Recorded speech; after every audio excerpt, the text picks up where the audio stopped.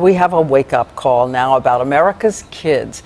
3 weeks after we took you to China to see the ambition and energy of 1.3 billion people competing for the American dream. Today, the new international reading, math, and science scores were released, and Chinese students left American teens in the dust in all three categories. We kept thinking all day of this scene we saw from our journey in China. These are third-grade students pausing to massage their heads for relief because they said they study so hard and they need to relax in the third grade. David Muir and I were talking about it. We traveled to China together. David. And Diane, these numbers are stunning for the entire world. The Shanghai stunner, you could call it. In fact, our own education secretary called the results, the words that Diane used, a wake-up call. Our president is calling for a modern-day Sputnik moment to catch up.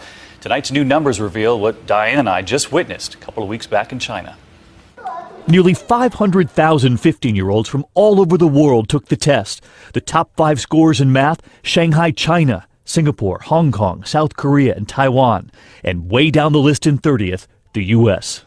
In science, again, Shanghai, China at the top, then Finland, Hong Kong, Singapore, and Japan. And down at 20th, the U.S. And in reading, Shanghai, China again, and the others. And down at 17th, the U.S.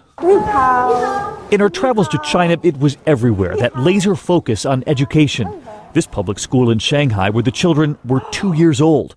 By 3, they're at school from 8 until 4, already learning phrases in English. And the older kids wondered from Diane if the reverse was true back here in the U.S. Can you speak Chinese? No, I can say ni hao. On average, Chinese students attend 41 more days of school every year. And with some attending classes on the weekends, it amounts to 30% more hours of instruction every year, too. China, and now much of Asia, firmly sees a future beyond those factories. Nobody wants to be the shoe manufacturer of the world. Everybody wants to be in the scientific and technical sector. It's a global turning point the U.S. has faced before. 1960, then-candidate John F. Kennedy, frustrated that the Soviets at that moment seemed to be winning the space race. The first vehicle in space was called Sputnik, not Vanguard. Money was poured into math and science. Less than a decade later, we put a man on the moon.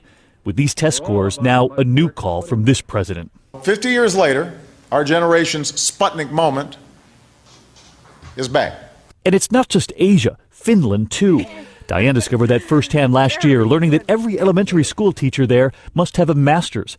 Half of American teachers do. And by the 7th grade, every Finnish child will have learned 3 languages. They start physics and chemistry in middle school.